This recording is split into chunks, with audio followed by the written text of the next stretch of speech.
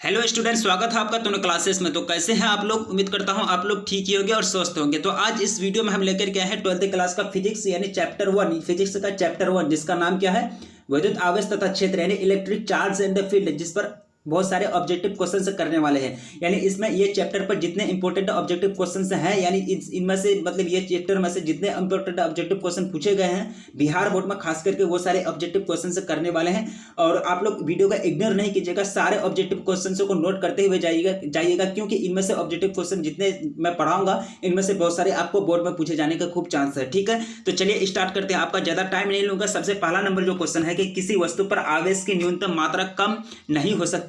किसी वस्तु पर आवेश की न्यूनतम मात्रा कम नहीं हो सकती। यहाँ जो क्वेश्चन आप क्वेश्चन पढ़ लिए, ठीक है। पहला ऑप्शन जो आपको दिया जा रहा है वो है कि 1.6 इंटू 10⁻⁻19 कूलम से, या फिर दूसरा ऑप्शन जो है 3.2 इंटू 10⁻⁻90 कूलम से, और तीसरा जो ऑप्शन है वो है 4.8 इंटू 10⁻⁻19 कूलम, या फिर 1 कूलम, यानी लास्ट जो ऑप्शन है वो आपका 1 कूलम से। इसका जो करेक्ट आंसर होगा वो होगा आपका ए इस करेक्ट आंसर, यानी 1.6 इंटू 10⁻⁻19 कूलम से किसी वस्तु पर न्यूनतम आवेश जो होगा वो कितना होगा? 1.6 इंटू 10⁻⁻19 कूलम।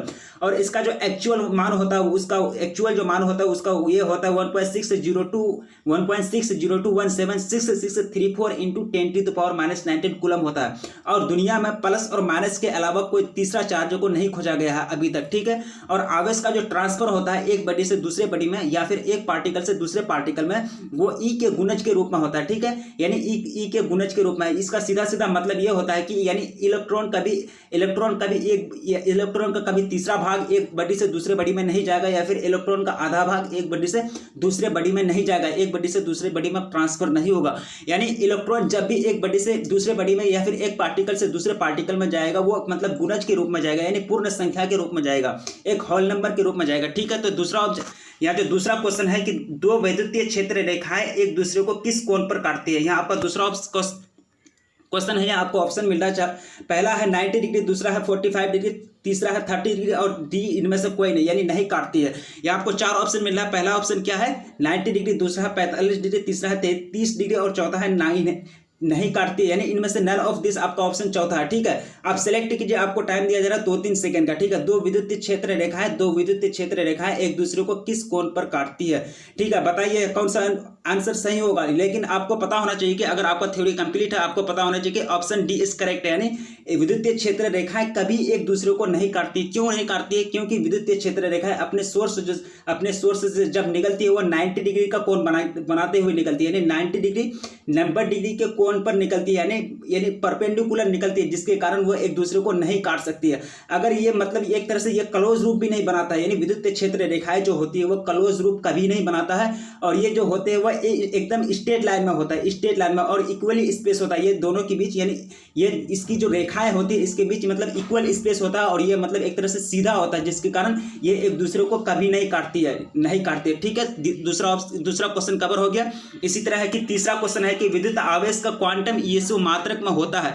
विद्युत आवेश का क्वांटम ईएसयू मात्रक में होता है। आपको 4 ऑप्शन मिल रहा है। पहला है 4.78 इंटू 10⁻10, और दूसरा है प्लस 1.6 इंटू 10⁻19, और तीसरा है 2.99 इंटू 10⁻9, और चौथा है वो -1.6 इंटू 10⁻19। यहाँ आपका 4 ऑप्शन है। आप 4 ऑप्शन में से कौन सा करेक्ट होगा वो आप चूज कीजिए। यहाँ देखिए कि 4 ऑप्शन में से आपका कौन सा करेक्ट होगा आपको चूज कीजिए। आपको थ्योरी कंप्लीट कर लेना है, क्योंकि थ्योरी वाला वीडियो आपका चैनल पर पहले से ही डला हुआ, ठीक है। यहाँ जो आपका जो करेक्ट आंसर होगा वो होगा आपका ए, यानी 4.78 इंटू 10⁻10, यानी 4.78 इंटू 10⁻10 इस करेक्ट आंसर। अब ईएसयू क्या होता है? ईएसयू जो होता है वो चार्ज का सबसे मतलब ये होता है, मतलब सबसे स्मॉल यूनिट होता है। ईएसयू का जो मतलब होता है, इसका जो फुल फॉर्म होता है वो होता है इलेक्ट्रोस्टैटिक यूनिट।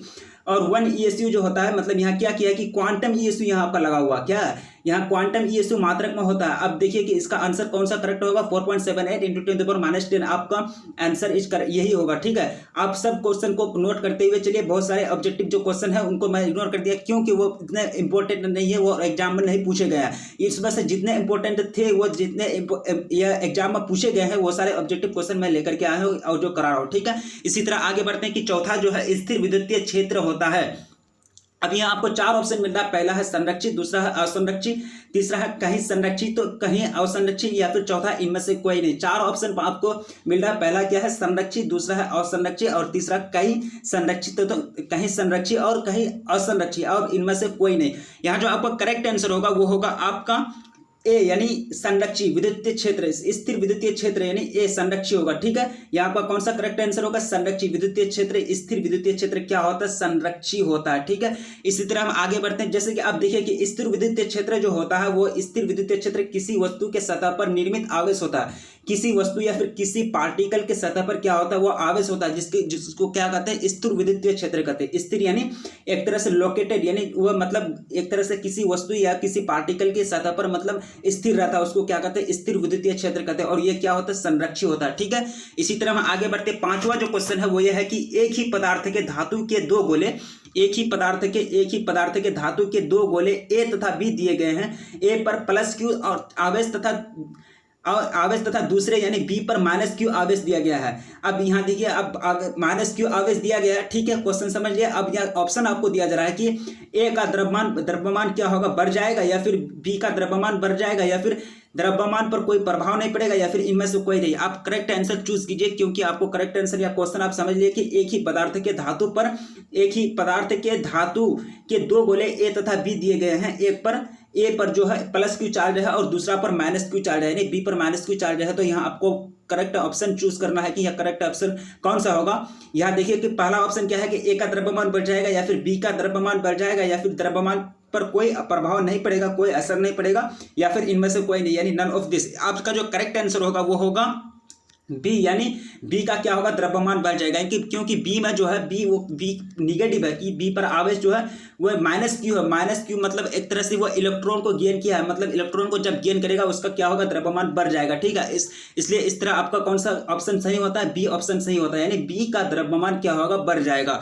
इसी तरह हम आगे बढ़ते हैं कि 6वां जो क्वेश्चन है वो ये है कि इलेक्ट्रॉन का विशिष्ट आवेश होता है। अब इलेक्ट्रॉन का विशिष्ट आवेश क्या होता है? सबसे पहला समझिए कि विशिष्ट आवेश क्या है। विशिष्ट आवेश को अंग्रेजी में स्पेसिफिक चार्ज कहते हैं। विशिष्ट आवेश को क्या कहते हैं? अंग्रेजी में स्पेसिफिक चार्ज कहते हैं। ठीक है, और स्पेसिफिक चार्ज क्या होता है कि इकाई द्रव्यमान पर उपस्थित आवेश को क्या कहते हैं? विशिष्ट चार्ज कहते हैं। किसी पार्टिकल, किसी वस्तु, किसी सामान, किसी चीज के इकाई द्रव्यमान पर यानी एक यूनिट द्रव्यमान पर कितना चार्ज उपस्थित है उसी को क्या कहते हैं? विशिष्ट चार्ज कहते हैं, यानी स्पेसिफिक चार्ज कहते हैं।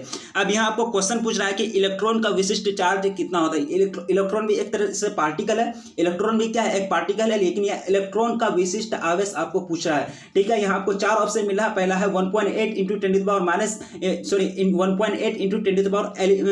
10⁻11 कूलम पर केजी। दूसरा जो ऑप्शन है 1.8 × 10⁻19 कूलम पर केजी। सी जो है तीसरा जो ऑप्शन है वो है 1.9 × 10⁻19 कूलम पर केजी, या फिर चौथा इनमें से कोई नहीं। इसमें से आपको 4 ऑप्शन मिल रहा है। करेक्ट ऑप्शन कौन सा होगा वो आप चूज कीजिए। या करेक्ट ऑप्शन जो होगा आपका वो होगा ए, यानी 1.8 × 10⁻11 कूलम पर केजी। इसका जो कूलम पर केजी जो होता है, ये कूलम पर केजी यानी इसका यूनिट होता है, स्पेसिफिक चार्ज का यूनिट होता है, यानी विशिष्ट आवेश का यूनिट होता है। ठीक है, अब इसका यहाँ करेक्ट आंसर कौन सा हो गया? ए, यानी 1.8 × 10⁻11 कूलम पर केजी इस करेक्ट आंसर। ठीक है, इसी तरह हम आगे बढ़ते 7वां क्वेश्चन।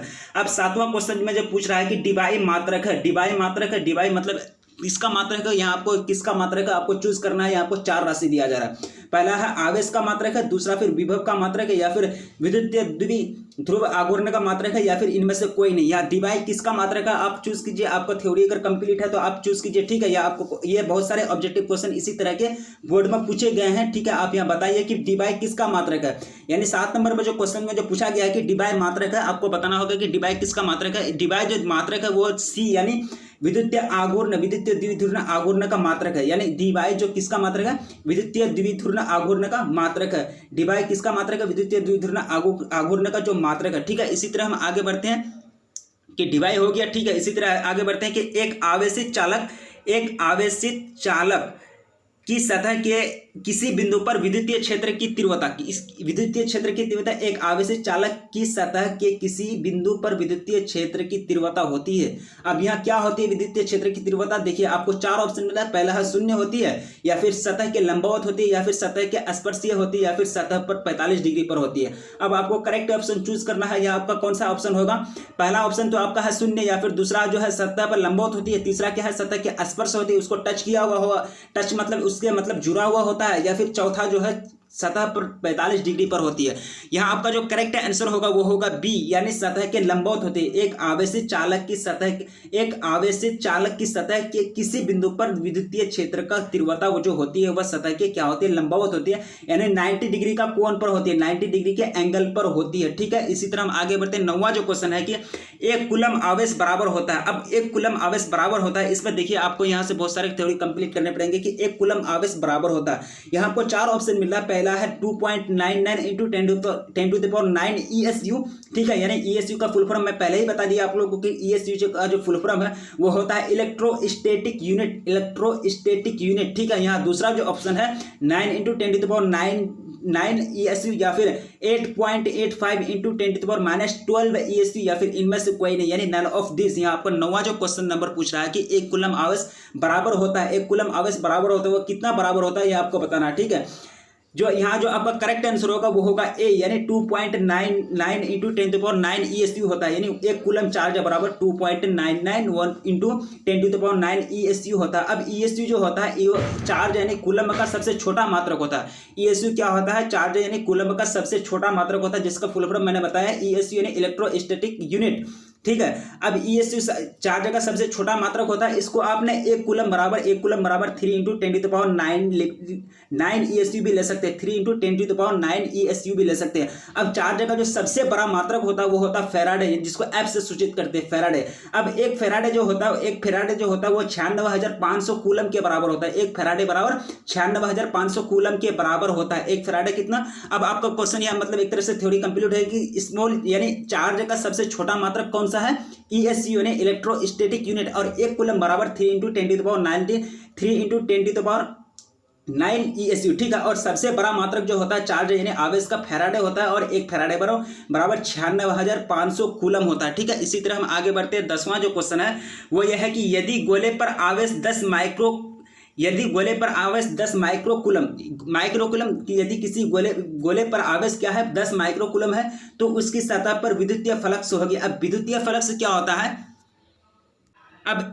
अब इलेक्ट्रिक फ्लक्स यानी विद्युतीय फ्लक्स जो होता है, विद्युतीय फ्लक्स वो मतलब विद्युत क्षेत्र रेखा का संख्या होता है। विद्युतीय इलेक्ट्रिक फील्ड लाइंस, जिसको अंग्रेजी में क्या कहते हैं? इलेक्ट्रिक फील्ड लाइंस, यानी विद्युतीय क्षेत्र रेखा का संख्या होता है। कौन सा संख्या होता है? वह संख्या होती है मतलब यह किसी वस्तु के सतह पर कितना मतलब विद्युतीय क्षेत्र रेखा मतलब उपस्थित है। ठीक है, विद्युतीय क्षेत्र रेखा किसी वस्तु या किसी पार्टिकल के सतह पर कितना उपस्थित है, किसी पार्टिकल के सतह पर इलेक्ट्रिक फील्ड लाइंस कितना है, उसकी संख्या कितना है, ये जो संख्या बताएगा उसी को क्या कहते हैं? विद्युतीय फ्लक्स यानी इलेक्ट्रिक फ्लक्स, यानी विद्युतीय फ्लक्स किसको कहते हैं? इलेक्ट्रिक फ्लक्स किसको कहते हैं? एक तरह से किसकी संख्या को कहते हैं? विद्युतीय क्षेत्र रेखा की संख्या को क्या कहते हैं? इलेक्ट्रिक फ्लक्स कहते हैं। और इसका जो फॉर्मूला होता है इलेक्ट्रिक फ्लक्स निकालने का, यानी विद्युतीय फ्लक्स निकालने का, ये होता है FE बराबर FE फ्लक्स E है, फाई यानी फाई E बराबर फाई E, यानी फाई E जो होता है वो होता है EA cos theta, EA cos theta. E जो होता है इलेक्ट्रिक फील्ड इंटेंसिटी, और A जो होता है एरिया वेक्टर होता है, और थीटा जो होता है कोस थीटा, दोनों के बीच का एंगल होता है। ठीक है, इलेक्ट्रिक फ्लक्स यानी इलेक्ट्रिक फ्लक्स जो विद्युतीय फ्लक्स जो निकालने का फॉर्मूला होता है वो होता है फाई E बराबर EA cos theta, phi E बराबर EA कोस थीटा। यहाँ E जो है इलेक्ट्रिक फील्ड इंटेंसिटी, और A क्या है? एरिया वेक्टर, और थीटा क्या है? दोनों के बीच का एंगल। यहाँ आप लोगों का थ्योरी कंप्लीट नहीं कर रहा हूँ, आप लोग को थोड़ा सा एक याद दिला रहा हूँ कि आप लोग जो थ्योरी कंप्लीट किए हैं उसमें से ये फॉर्मूला पूरे थे, इसलिए याद दिला रहा हूँ क्योंकि आपको ऑब्जेक्टिव मतलब पढ़ने में मजा आएगा। ठीक है, ये हो गया कि मतलब विद्युतीय फ्लक्स हो गया। यहाँ आपको 4 ऑप्शन मिल रहा है। यहाँ देखिए 4 ऑप्शन जो मिल रहा है, पहला है 36 pi into 10 to the power 4 newton पर मीटर पर कूलम, या फिर 36 pi into 10 to the power -4 newton पर मीटर कूलम, या फिर 36 pi into 10 to the power 6 newton पर मीटर पर कूलम, या फिर 36 pi into 10 to the power -6 newton पर मीटर पर कूलम। यहाँ आपका कौन सा ऑप्शन सही होगा आपको चूज करना है, आपको न्यूमेरिकल सोल्व करने के बाद ही चूज करना है। मैं बता देता हूँ कि आपको जो करेक्ट आंसर होगा, आपका जो करेक्ट आंसर होगा वो होगा सी, यानी 36 पाई इंटू 10⁶ न्यूटन पर मीटर कूलम, पर मीटर पर कूलम। आपका कौन सा करेक्ट आंसर होगा? सी, यानी 36 पाई इंटू 10⁶ न्यूटन पर मीटर पर कूलम, न्यूटन पर मीटर पर कूलम इज करेक्ट आंसर आपका 10वां नंबर का क्वेश्चन। ठीक है, इसी तरह आगे बढ़ते हैं कि 11वां जो नंबर है, विद्युतीयशीलता। विद्युतीयशीलता का मात्रक क्या होता है? अब विद्युतीयशीलता मात्रक क्या होता है आपको पूछ रहा है कि यानी विद्युतीयशीलता को अंग्रेजी में क्या कहते हैं? परमिटिविटी भी कहते हैं।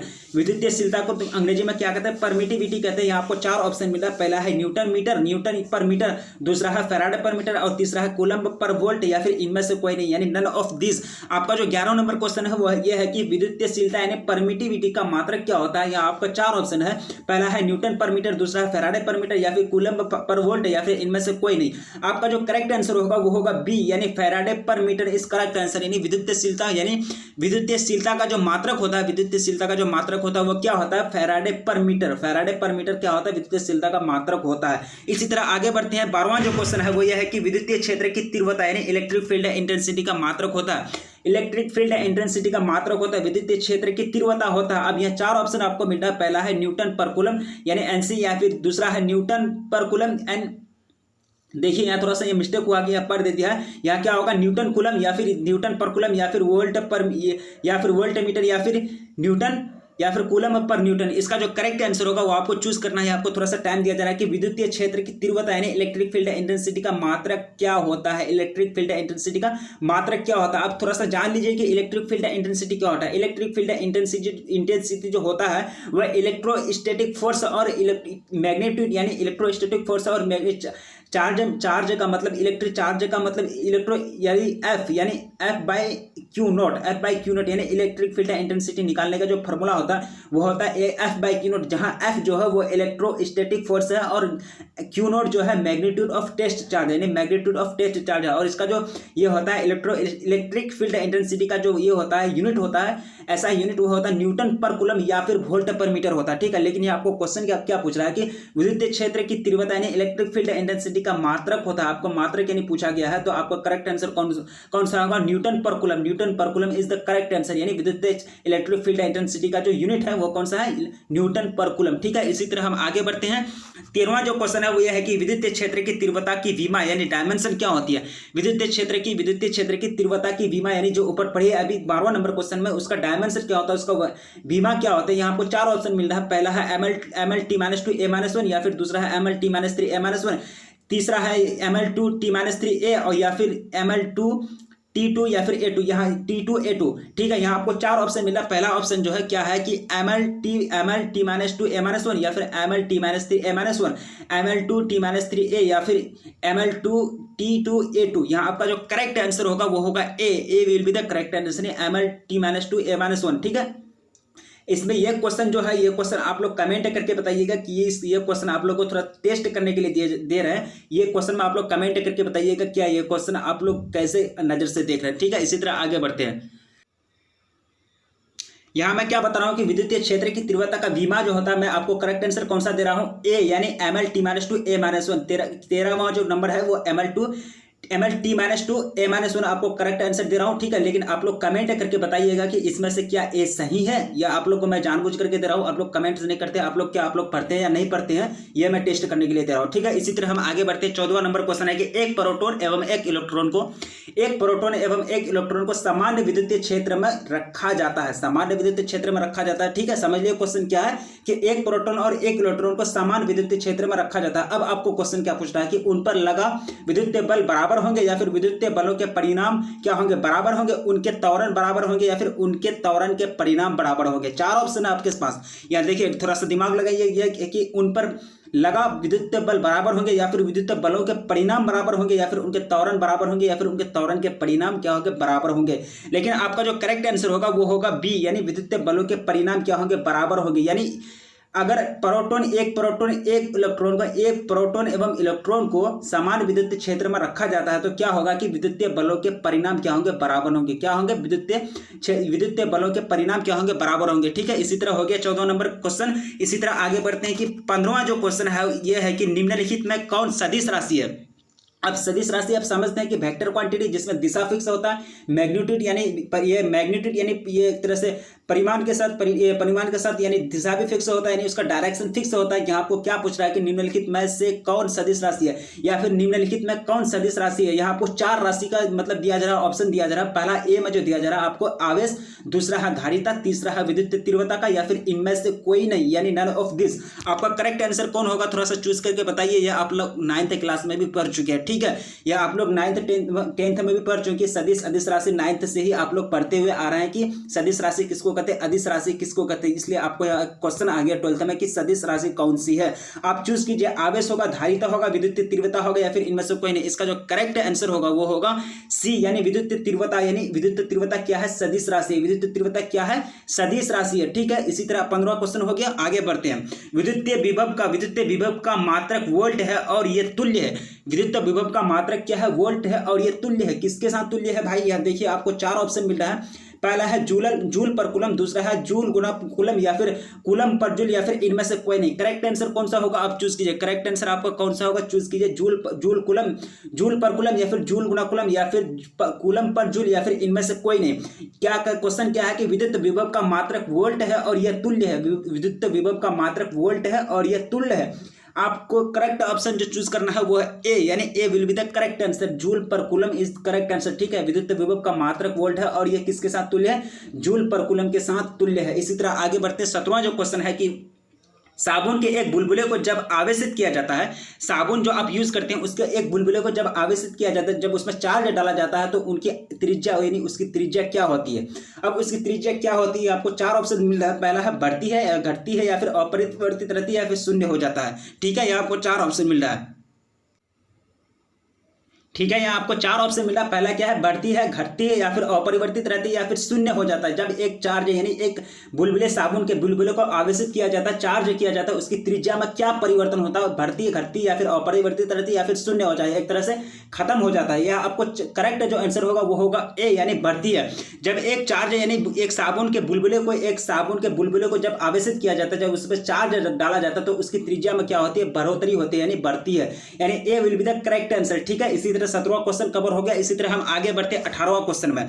विद्युत द्विध्रुव आघूर्ण का एसआई मात्रक यानी इलेक्ट्रिक डायपोल। अब देखिए विद्युत, इसका जो हिंदी में क्या कहता है, विद्युतीय द्विध्रुव आघूर्ण यानी आघूर्ण का एसआई मात्रक, इसको अंग्रेजी में कहते हैं electric dipole moment. Electric dipole moment इसको कहते हैं। इसका जो फॉर्मूला होता है P बराबर Q इंटू 2A, P बराबर Q इंटू 2A। इलेक्ट्रिक यानी विद्युतीय द्विध्रुव आघूर्ण का जो फार्मूला होता है वो होता है P बराबर Q इंटू 2A, यानी इलेक्ट्रिक डायपोल मोमेंट को यानी फिर विद्युतीय द्विध्रुव आघूर्ण को जो सूचित किया जाता है ये Q से सूचित किया जाता है। और ये जो फार्मूला निकाला जाता है यानी 2 चार्ज के बीच होता है, यानी इलेक्ट्रिक डायपोल मोमेंट यानी विद्युतीय द्विध्रुव आघूर्ण जो होता है वो 2 चार्ज के बीच होता है। Q1 मान लीजिए, यहाँ Q2, ठीक है। यहाँ Q1, यहाँ जो Q है किसी एक चार्ज का, यानी दोनों में से किसी एक चार्ज का मैग्नीट्यूड है, और ये जो है यानी डायपोल लेंथ है, यानी दोनों के बीच की दूरी है। अब इस ये फॉर्मूला बैठाइएगा जो आपको क्या निकल जाएगा, विद्युतीय द्विध्रुव आघूर्ण निकल जाएगा, यानी इलेक्ट्रिक डायपोल मोमेंट निकल जाएगा, ठीक है। और इलेक्ट्रिक डायपोल मोमेंट का जो ये होता है डायमेंशन यानी बीमा होता है वो L पर पावर 1, T पर पावर 1, A पर पावर 1, ठीक है। LTA आप शॉर्ट्स में याद रख सकते हैं कि यानी इलेक्ट्रिक डायपोल मोमेंट का डायमेंशन यानी बीमा क्या होता है, LTA, ठीक है। लेकिन यहाँ आपको क्वेश्चन क्या पूछ रहा है कि विद्युत द्विध्रुव आघूर्ण का SI मात्रक आपको पूछ रहा है। क्या पूछ रहा है, SI मात्रक आपको पूछ रहा है। आपको 4 ऑप्शन मिल रहा है। पहला है कूलम गुना मीटर, या फिर कूलम पर मीटर, या फिर कूलम मीटर स्क्वायर, या फिर कूलम गुना मीटर। यहाँ आपको 4 ऑप्शन मिल रहा है, ठीक है। आपको 4 ऑप्शन में से कौन सा करेक्ट होगा वो आप चूज कीजिए। 4 ऑप्शन में से कौन सा करेक्ट होगा वो आप चूज कीजिए। पहला क्या है, कूलम मीटर, या फिर दूसरा है कूलम पर मीटर, तीसरा है कूलम मीटर स्क्वायर, और चौथा क्या है, कूलम मीटर। अब यहाँ का आपका जो है करेक्ट आंसर होगा वो होगा, करेक्ट जो आंसर होगा वो होगा ए यानी कूलम मीटर, यानी इलेक्ट्रिक डायपोल मोमेंट विद्युत द्विध्रुव आघूर्ण का जो SI मात्रक होता है वो क्या होता है, कूलम मीटर होता है, यानी एम यानी कूलम में मीटर यानी इलेक्ट्रिक डायपोल। आपको फॉर्मूला मैंने जो पढ़ाया क्या, P बराबर Q इंटू 2A, P बराबर Q इंटू 2A यानी 2A क्या है, दूरी बताया मैं, दो चार्ज के बीच को दूरी को क्या कहते हैं, यानी 2A क्या है, यहाँ दूरी है, यहाँ आप मीटर आ गया, 2A के बदले क्या आ गया मीटर आ गया, और Q के बदले इसका जो चार्ज है, चार्ज कैसा मतलब होता है कूलम, Q के बदले क्या आ गया कूलम, इस तरह से क्या हो गया कूलम में मीटर, यानी A will be the correct answer. यानी विद्युत द्विध्रुव आघूर्ण यानी इलेक्ट्रिक डायपोल का जो ऐसा मात्रक होगा वो क्या होगा कूलम में मीटर होगा। इसी तरह हम आगे बढ़ते हैं। 19वां जो क्वेश्चन है कि एक समान विद्युत क्षेत्र में द्विध्रुव पर आरोपित बल युग्म आघूर्ण अधिकतम है जबकि द्विध्रुव के अक्ष पर क्षेत्र की दिशा के बीच का कोण है। अब देखिए, अब कौन आपको पूछ रहा है, एक समान द्विध्रुव, एक समान विद्युत क्षेत्र, एक समान विद्युत क्षेत्र में द्विध्रुव यानी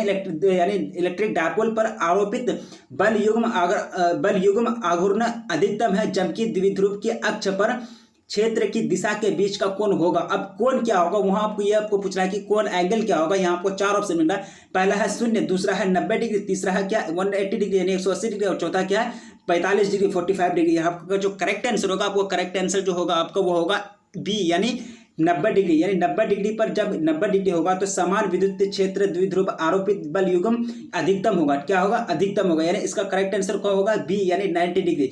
90 डिग्री इज करेक्ट आंसर। इसी तरह हम आगे बढ़ते हैं। 20वां क्वेश्चन है कि किसी घिरे सतह पर कुल विद्युत फ्लक्स, किसी घिरे सतह पर कुल विद्युत फ्लक्स पृष्ठ के भीतर स्थिर कुल आवेश का कितना गुना होता है। या फिर यहाँ आपको चार ऑप्शन मिला है, पहला 1/ε0 गुना, या फिर 1/4 पाई गुना, या फिर ε0 गुना, या फिर शून्य होता है। यहाँ आपको चार ऑप्शन मिल रहा है। पहला ऑप्शन क्या है 1/ε0 गुना, या फिर 1/4 पाई गुना, या फिर ε0 गुना, या फिर शून्य होता है। यहाँ आपको चार ऑप्शन मिला। पहला जो क्या है 1/4 पाई ε0 गुना। यह क्वेश्चन क्या करा कि किसी घिरे सतह पर कुल विद्युत फ्लक्स यानी इलेक्ट्रिक फ्लक्स पृष्ठ के भीतर स्थित कुल आवेश का होता है, कुल आवेश का होता है। ठीक है, यहाँ आपका जो करेक्ट आंसर होगा वो होगा ए यानी 1/ε0 गुना होता है। ठीक है, यह हो गया। इसी तरह हम आगे बढ़ते 21वां क्वेश्चन में, किसी अचालक पदार्थ के गोले को आवेश देने पर वह वितरित हो जाता है, एक तरह से बढ़ जाता है। किसी अचालक पदार्थ के गोले को आवेश देने पर यानी उस पर चार्ज डालने पर वह वितरित हो जाता है, बढ़ जाता है। अब किस तरह बढ़ जाता है, सतह पर बढ़ जाता है, सतह के अलावा अंदर भी बढ़ जाता है, या फिर केवल भीतर में ही बढ़ जाता है, या फिर इनमें से कोई नहीं। यानी चार ऑप्शन आपको क्या मिल रहा है, सतह पर, या फिर सतह के अलावा अंदर भी, केवल भीतर पर, या फिर इनमें से कोई नहीं। आपका जो करेक्ट आंसर होगा वो होगा डी यानी इनमें से कोई नहीं। किसी चालक या फिर किसी अचालक पदार्थ के गोले को आवेश देने पर किसी अचालक यानी वो कंडक्टर नहीं है, मतलब उसमें चार्ज प्रवेश नहीं होता है, तो चार्ज ही प्रवेश नहीं होता है तो चार्ज का डिस्ट्रीब्यूशन यानी वो वितरण ही नहीं होगा। क्या है, वितरण ही नहीं होगा। किसी अचालक पदार्थ के गोले को आवेश देने पर वह वितरित होता है। यहाँ आपका कौन सा करेक्ट आंसर होगा, डी यानी इनमें से कोई नहीं। कहीं वितरित नहीं होता, सतह पर भी नहीं, केवल भीतर में भी नहीं, सतह पर भी, किसी पर भी वितरित नहीं होता। इसी तरह आगे बढ़ते हैं। 22वां जो क्वेश्चन है, चालक पदार्थ से बने असीमित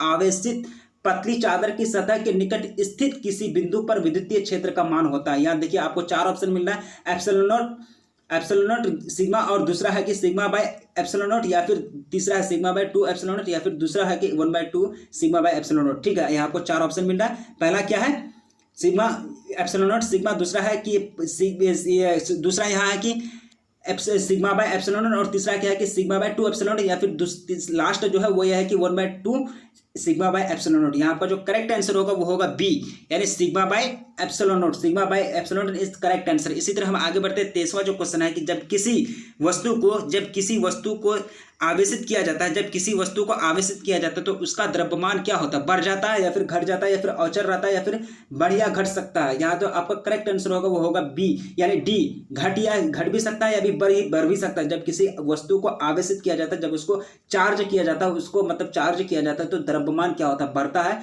जब आप मोबाइल को चार्ज करते हैं उसका द्रव्यमान बढ़ भी सकता है, घट भी सकता है। तो दोस्तों ये मतलब वीडियो का लास्ट होता है, ये लास्ट क्वेश्चन था। ठीक है, इसमें से जितने भी क्वेश्चन किए हम लोग, ये सारे बोर्ड की दृष्टि से या फिर कोई भी बोर्ड एग्जाम की दृष्टि से बहुत इंपॉर्टेंट है। सारे क्वेश्चन को आप नोट कर लेंगे। ठीक है, और सारे क्वेश्चन आपको एग्जाम में पूछे ही जाएंगे। इनमें से सारे क्वेश्चन नहीं पूछे जाएंगे, लेकिन बहुत सारे क्वेश्चन इनमें से पूछे ही जाएंगे। मतलब इस टाइप के ही क्वेश्चन पूछे जाएंगे, उसमें डिजिट में कुछ में अंतर हो सकता है, लेकिन ये सारे क्वेश्चन एग्जाम में पूछे जाते हैं, एग्जाम की दृष्टि से बहुत महत्वपूर्ण है। तो दोस्तों ये वीडियो मतलब लास्ट होता है, अगले वीडियो में हम कवर कवर करेंगे क्वेश्चन आंसर। अगर वीडियो अच्छा लगा हो तो प्लीज़ लाइक करें, कमेंट्स करें और चैनल को सब्सक्राइब करें, क्योंकि इस चैनल पर आपको तैयारी कराई जाएगी। तब तक के लिए जय हिंद।